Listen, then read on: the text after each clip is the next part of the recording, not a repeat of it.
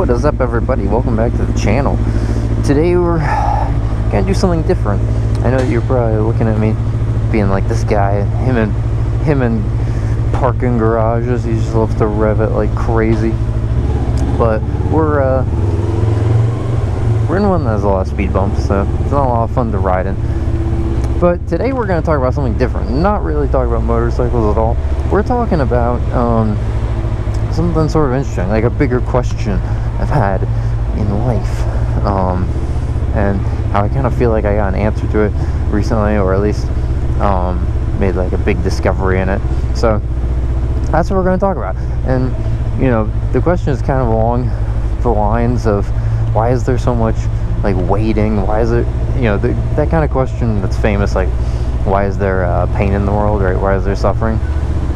And I've thought about that a lot recently. I've thought about, like, why is there so much waiting? Why is there so much, like, lack of direction in my life, just kind of sometimes in the season I'm in? And we'll give a low rev.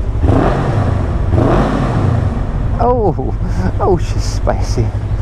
Oh, yeah. And so I came across this quote where it's from this quote from James Dyson's book, and I've always been a fan of James Dyson. If you don't know, like, Sir James Dyson, famous for the Dyson vacuum, right? The bagless, the ball, right? All those kind of innovations credited to him. And so the backstory, we're going to cover really quick. Backstory before we go into his quote. He basically had this idea for the ball, but he applied it to wheelbarrows, like for yard work. It was what he initially thought that it would work for, and it wasn't until a real long time of tons of trialing, getting it to work right, and then realizing, like, commercially it wasn't a success, right?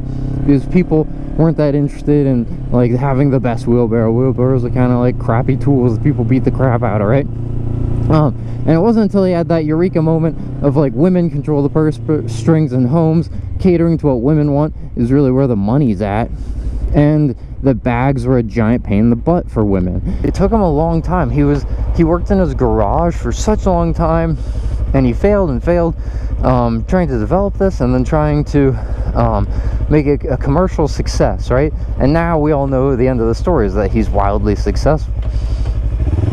And so we're gonna pull over for a second here and read this quote, because it's just a very beautiful quote. You gotta have a beautiful background, right? Sometimes for a beautiful quote. So James Dyson finishes his autobiography by saying, "Listen, it's easy for me to celebrate my doggedness now. I made $300 million last year, but I'd be lying to you if there weren't times where I went inside my house, had my wife look at me like I'm a failure, and cry myself to sleep. I got up and did it again anyway, because excellence is the capacity to take pain." Excellence is the capacity to take pain. And, you know, just based off a lot of, like, the situations in my life right now, that hit me so hard. So we're going to talk about that. So in this part of the autobiography, what he's essentially talking about is how he failed for years, and what the thing is that made it that he succeeded where other people failed. Because I'm sure there have been tons and tons of inventors throughout history that no one has ever heard of, because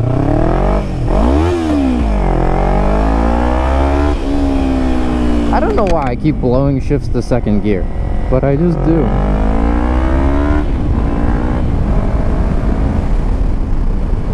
Something about neutral on this bike, it's like a gigantic neutral zone. So the question is really, like, what gave him that resilience? I mean, you think about that, like, the idea of coming home or getting in from your workshop after working all day on this idea that you really believe in, and, like, your wife looking at you like you're a failure, and you cry yourself to sleep because not only did you fail again today, where you didn't get to work right, you didn't get whatever, but she looks at you like a failure, right? The person you're most devoted to, the person you're most reliant on for that kind of support, just not giving you that support. And I don't know if she's still married to the same woman or whatever, but it's easy to be like, yeah, now I make $300 million a year, she stays with me or whatever, right? But that's not the part of the story that matters. When you make $300 million a year, you could have tons of people, right? There are gold diggers all over the place. And I think that part where he says excellence is the capacity to take pain and keep going is so, like, it just applies to so many things. Whatever you're in, whatever you're trying to do right now, whether it's work or like a side hobby, or you're trying to get better at something, we're gonna stop for that. Whatever it is, excellence is the capacity to take the pain of failing. And man, that kind of failing where it's like, not only did you fail, but she's gonna let you know you failed and you disappointed her and she wants you to quit. And it's like, man, that kind of capacity is incredible. You know, like, in my opinion, that dude he has earned every dollar, every penny of the 300 million he made last year, because most people could never do that. Most people could never withstand that feeling. What up, brother? Man, so many brothers around. I'm trying to talk, brother. You gotta get on the highway too. It's gonna be windy. It's like gusts of 35 miles per hour today, so it's gonna be windy. We might not talk on the interstate. But man, in my opinion, he's earned every penny of it. I mean, you go through something like that, you deserve the light that's on the other end of the tunnel. If there is a light on the other end of the tunnel for you, because for a lot of people, there just isn't. They just give up. And you know, we could be using right now, we could be using vacuums that still require bags, where we have to change out the stupid bags and buy more bags and all this nonsense. But thanks to James Dyson, he made the world a little bit better of a place to be. And so to that, I'm very grateful for him.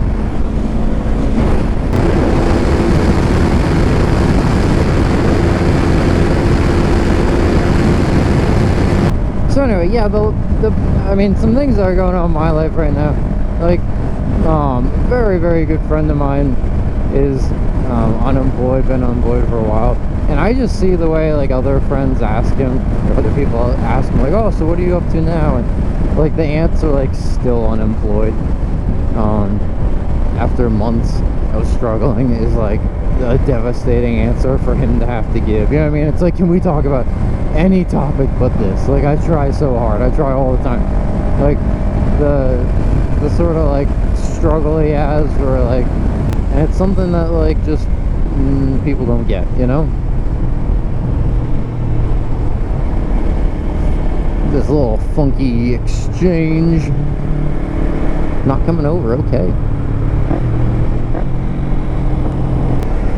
And so I've thought about this a lot. It's been on my, man, these people, they're gonna cause an accident. These free-flowing yield signs, and they come to a dead stop on them. Like, what are you doing, people? It's a bad spot to break down, actually.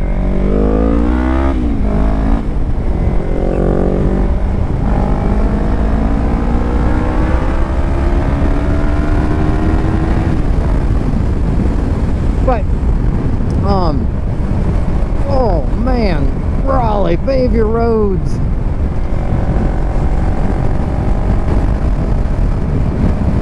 But I think this is a common thing, like a lot of people deal with this throughout life, where they're having a rough time, right? You're a college graduate who doesn't have a job, people keep asking you about it, or it feels like people don't believe in you. Ooh, Ducati, brother. You're trying to find a job, you know, maybe you have a health problem, maybe you're trying to lose weight, whatever it is. I feel like this is a pretty universal human experience that people just, they feel like they're failing and they don't know how to win. And the disappointment that other people have in you is so great. And it's like, it's so true that a lot of people never want to take part in the painful side. They only just want to take a part in the, like, wonderful, delighting side, right? Like, a bunch of people, like, don't want to go to your funeral, don't want to go to these hard things in life, don't want to be there for you when, like, your parent dies or whatever. But, like, when you want to go out drinking or to the club, like, they're there, right? That's a stereotypical example. And it's just something really difficult. But I feel like his perspective on it, where he said excellence is the capacity to take pain and keep going, is so impacting, right? Because it's true, like, we could all still be using bagged vacuums. He would still be broke. Maybe he would just go get another job, just be like an engineer somewhere. And you know, but it was that drive for, like, there's something better. Like, there's a way to do this without requiring bags in a vacuum. There's a better way to pivot and move around a vacuum than these little small wheels that don't move right, but a ball is the best way to do it, right? And it's that capacity for excellence that improves everyone's life. Vastly improved his, because now he's like the CEO of a giant company, makes lots of money. And so I just want to say this as an encouragement to everyone out there. Like, if you're struggling with something like that, like, keep going, because that's what separates the excellent from the not excellent, is the capacity to take pain and keep going. And he obviously, there are a lot of other things to it too. I was just leaving like a church, and the message was Acts 16, 6 through 10. So it was about Paul and Silas and all them. They wanted to go to this place, and God said no. They wanted to go to another place, God said no. And finally, when they go to Trouse and they pick up Luke, that's when God says go to Macedonia, right? And so I'm sure there are stories like this in lots of different religious books, lots of stories like this ever, where it's like, why is the door keep getting closed, right? That's what Paul's thinking. Why is the door keep getting closed on me? And it's only when he goes to Trouse, and because he follows like God's will, he basically is like, okay, God clearly doesn't want me going to these other places because I'm going and I'm trying and I'm failing. So I'm going to keep going. I'm going to keep being faithful. I'm going to keep trusting in him. And then he goes to Trouse, gets with Luke, and it's like, you know, you think about it, if he had gone to Asia and gone to all these places without Luke, Luke wrote 27% of the New Testament, and he was Paul's doctor. And it's like, well, we might be missing 27% of the New Testament, which would make it incredibly short and lacking a lot of probably important description. And you know, it's not like people who could read and write and do everything just grew on trees back then, right? Like, literacy was a little bit rare.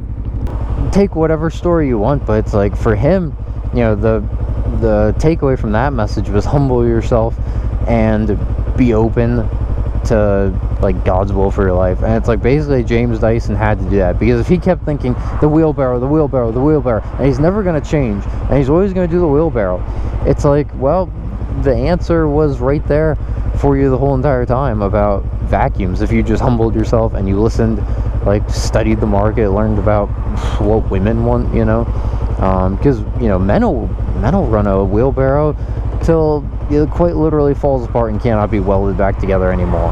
Like, that's my wheelbarrow description for you. I've fixed it multiple times because it's like, I don't want to spend money on this, right? So who's gonna spend that ton of money on a super fancy one that has a ball in it? Not me. But will I spend money on a ball vacuum? Absolutely.